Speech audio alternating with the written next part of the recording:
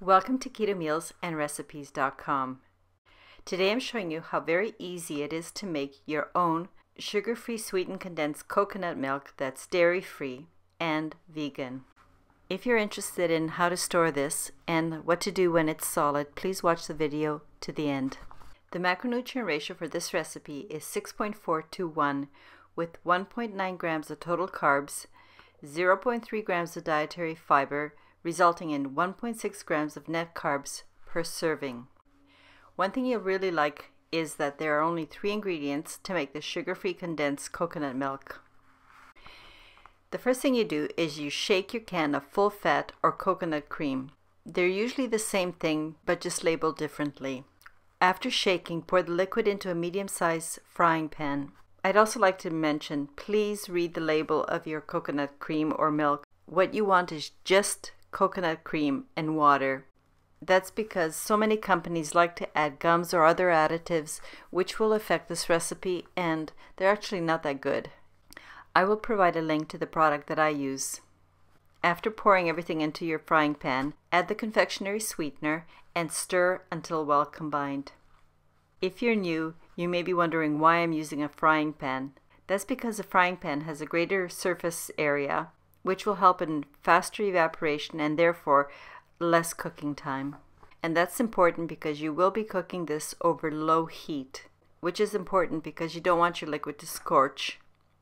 I forgot to mention, I add and stir the confectionery sweetener into the liquid before I put it onto my stovetop. Because you're using low heat, it will take anywhere from 20 to 30 minutes for this liquid to condense to the proper consistency. So stay nearby and stir occasionally. You do not have to stir constantly, but I recommend that you do stay near the stove. Stir occasionally until you notice that the liquid is beginning to simmer at the edges of the pan. And then really slightly increase the heat and bring the liquid up to a gentle rolling boil. At this point, it's really important that you keep an eye on how fast the bubbles are breaking the surface. And if needed, adjust the heat setting if the liquid begins to boil too vigorously, and continue cooking until the liquid is reduced to the consistency of liquid honey or maple syrup. Your condensed milk will look a little bit runny at this stage, but that's exactly what you want, because the condensed milk will thicken as it cools. When you determine that it's the right consistency, turn off your heat element and now add the vanilla. And then just stir in to ensure that the vanilla is mixed into the condensed milk. Now that it's done, just let everything rest for 5 minutes in the frying pan. As the condensed milk is resting, stir occasionally to keep the liquid nice and smooth and velvety. Here's a quick tip. If you're planning to store and then possibly reheat your coconut sweetened condensed milk, transfer the liquid into a heat and cold resistant container. This will make things easier later on. On the other hand, if you plan to use your condensed milk the same day, it really doesn't matter what container you put it in.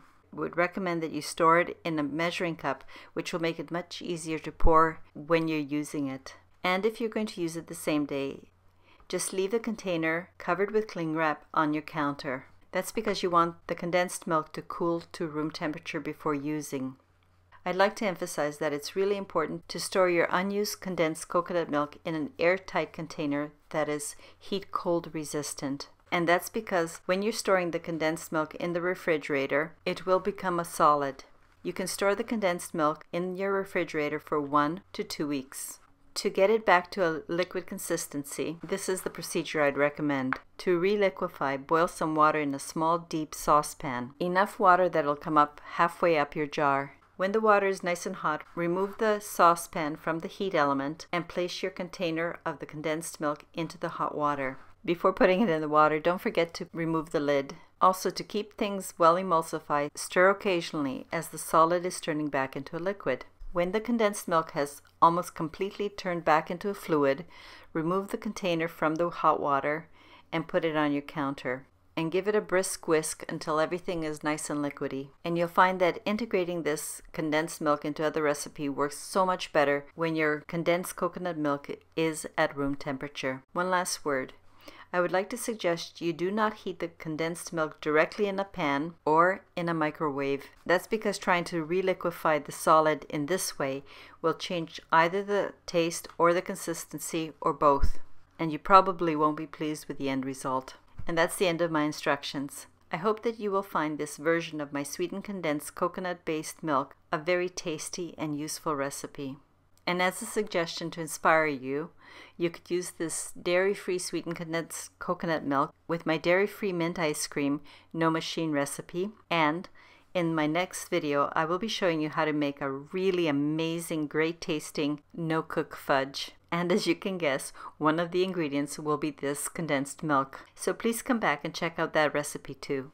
To everyone, thank you so much for watching this video. I hope this recipe will be useful and that you will enjoy it. If you do like this recipe, please consider sharing it with someone that you know. Sharing greatly helps my channel grow. If you do find my work helpful, I have a Buy Me a Coffee donation button, and every donation helps me offset the cost of the ingredients I use in all my recipes. The link for the printable sugar-free sweetened condensed coconut milk and the other videos mentioned will be available in the description below.